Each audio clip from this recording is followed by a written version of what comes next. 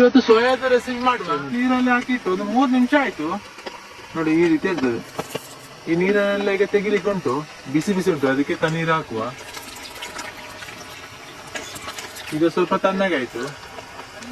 ತೆಂಗಿನ ಎಣ್ಣೆ ತಕೊಂಡದ್ದು ನಾನು, ನಿಮ್ಗೆ ಬೇರೆ ಯಾವ್ದು ಕುಕಿಂಗ್ ಆಯಿಲ್ ಕೂಡ ತಗೊಳ್ಬಹುದು.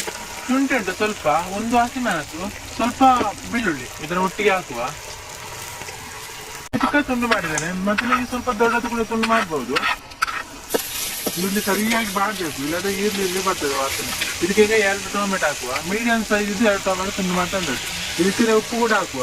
ಉಪ್ಪು ಹಾಕಿದ್ರೆ ಬೇಗ ಬಾಳ್ತದೆ ಟೊಮೆಟೊ ಎಲ್ಲ. ಈಗ ಒಟ್ಟಿಗೆ ಫ್ರೈ ಮಾಡಿದ್ರೆ ಆಯ್ತು. ಟೊಮೆಟೊ ಕೂಡ ಚಂದ ಮಾಡಿ ಬಾಡ್ಬೇಕು. 3 ಚಮಚ ಮೆಣಸಿನ ಹುಡಿ, 1 ಚಮಚ ಅರಶಿನ ಹುಡಿ, ಕೊತ್ತಂಬರಿ ಹುಡಿ 1 ಚಮಚ, ಅರ್ಧ ಚಮಚ ಜೀರಿಗೆ ಹುಡಿ, ಇದನ್ನ ಒಟ್ಟಿಗೆ ಹಾಕುವ.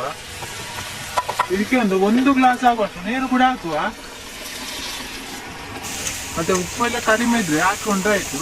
ಇದಕ್ಕೆ ಸರಿಯಾಗಿ ಉಂಟು ಉಪ್ಪು. ಇದೆಲ್ಲ ಹುಡಿ ಹಾಕಿ 1-2 ನಿಮಿಷ ಆಯ್ತು. ಸರಿಯಾಗಿ ಮಸಾಲೆ ಎಲ್ಲ ಬೆಂದಿದೆ. ಈಗ ಇದಕ್ಕೆ ತೊಳೆದಿಟ್ಟ ಸೋಯಾವನ್ನು ಹಾಕುವ. ಮಿಕ್ಸ್ ಆಗುದು, ಮಸಾಲೆ ಎಲ್ಲ ಸೋಯಾಕ್ಕೆ ಹಾಕ್ಬೇಕು. ಸೋಯಾ ಎಲ್ಲ ಹಾಕಿದ ಮೇಲೆ 1 ನಿಮಿಷ ಕುದಿ ಬರ್ಬೇಕು, ಅಂದ್ರೆ ಸೋಯಾಕ್ಕೆಲ್ಲ ಎಲ್ಕೊಳ್ಬೇಕು ಸಲ. ಕೊನೆಯದಾಗಿ ಸ್ವಲ್ಪ ಕೊತ್ತಂಬರಿ ಸೊಪ್ಪು ಹಾಕುವ. ಸೋಯಾ ರೆಸಿಪಿ ರೆಡಿ ನೋಡಿ.